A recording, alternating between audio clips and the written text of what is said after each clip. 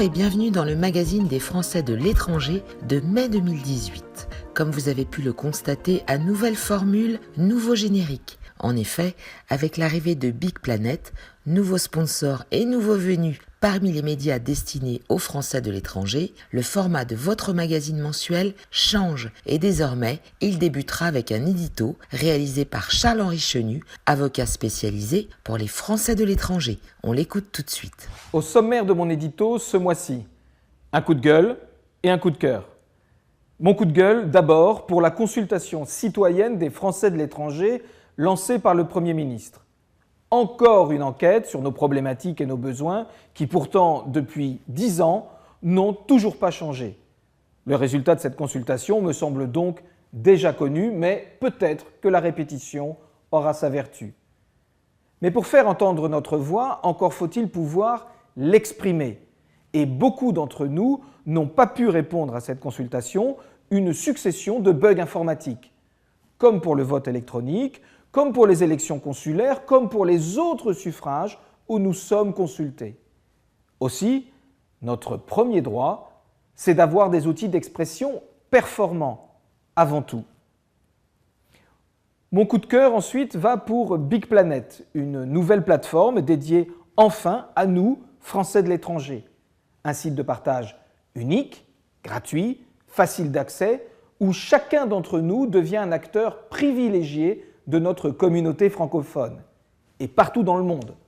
Vos vidéos, vos commentaires, vos astuces, vos conseils, tout cela alimente en permanence et en temps réel Big Planet. C'est totalement inédit et cela va devenir un outil indispensable de nos vies de Français de l'étranger, un réseau social d'un nouveau genre, juste pour nous, parce qu'on le vaut bien. Au sommaire également ce mois-ci, quand déclarer vos impôts français, attention au délai, votre droit à un compte bancaire en France, fini les arnaques, comment valider vos diplômes à l'étranger en gagnant du temps, et l'AEFE, 6e édition des ambassadeurs en herbe. Attention, quelques changements de calendrier en 2018 pour effectuer votre déclaration d'impôt sur le revenu 2017. En effet, en tant que Français de l'étranger, vous aurez jusqu'au mardi 22 mai à minuit pour l'effectuer en ligne et jusqu'au 17 mai si celle-ci est sous forme papier. Pour mémoire, la déclaration en ligne est obligatoire si votre résidence principale est équipée d'un accès Internet ou encore si votre revenu fiscal de référence, indiqué sur votre avis d'impôt reçu en 2017, est supérieur à 15 000 €.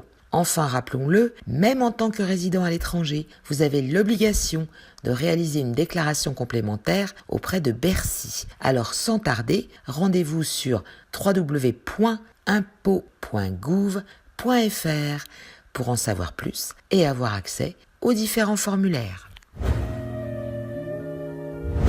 Le Premier ministre Édouard Philippe a confié à Anne Genetet, députée de la 11e circonscription des Français établis hors de France, Europe orientale, Asie et Océanie, une mission destinée à déterminer si les dispositifs en matière de fiscalité, protection sociale, accès aux services publics et retour en France actuellement en place sont en adéquation avec les attentes et la situation des Français de l'étranger. Cette consultation citoyenne repose sur une enquête accessible en ligne à l'adresse inscrite sous l'écran.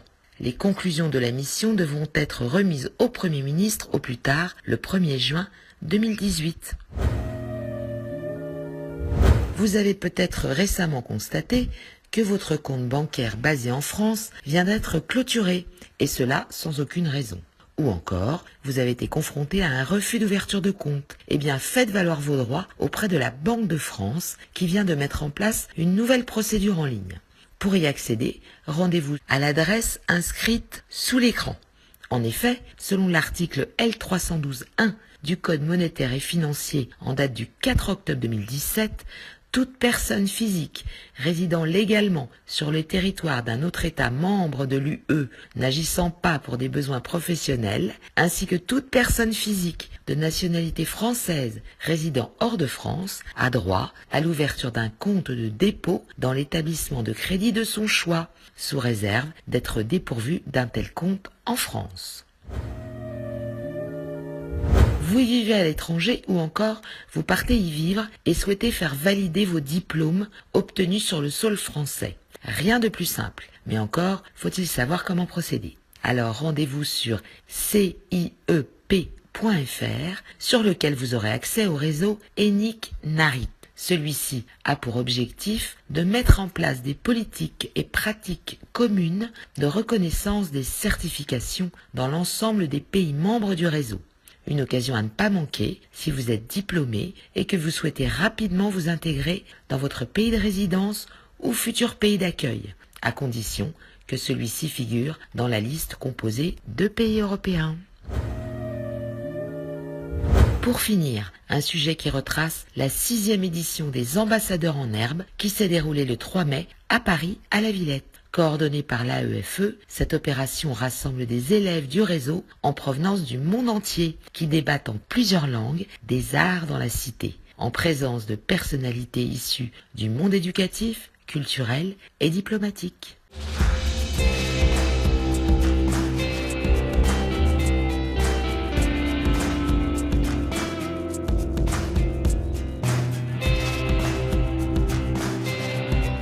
Alors Ambassadeurs en herbe, c'est une très belle initiative de l'agence qui en est maintenant à sa 6e édition.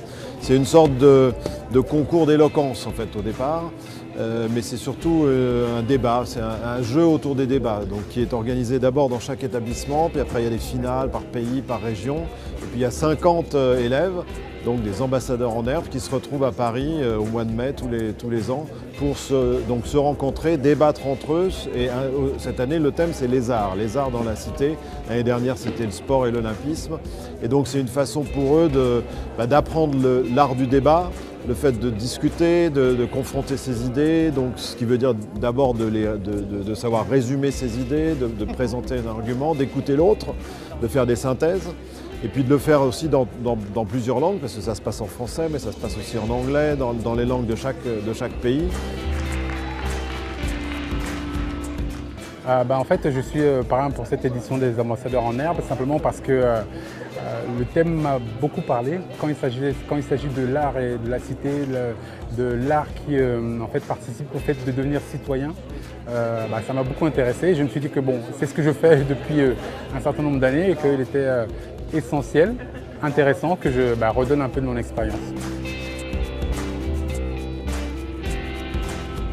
C'est une journée honnêtement très intéressante, enrichissante aussi parce que je suis entourée de personnes venant de partout dans le monde. Et même juste l'idée d'Ambassadeurs en herbe, c'est une superbe idée parce que j'ai pu apprendre beaucoup de choses sur l'art et m'entraîner à argumenter et à parler en public. La thématique de la culture, c'est une thématique très importante puisque nous jeunes ne sommes pas vraiment intéressés par la culture aujourd'hui. Et donc cette thématique m'a vraiment appris à découvrir l'art, à découvrir la culture de différents pays et à m'y intéresser.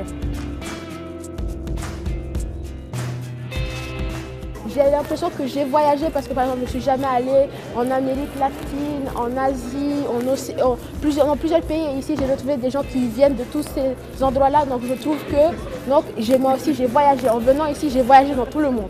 J'ai trouvé ça très bien organisé, j'ai beaucoup aimé l'expérience. J'ai pu connaître plusieurs personnes des 4 coins du monde. C'est vraiment intéressant, écouter leur histoire, écouter d'où ils viennent, leur culture, leur religion, leurs points de vue différents. Donc j'ai vraiment aimé ça en point culturel et social.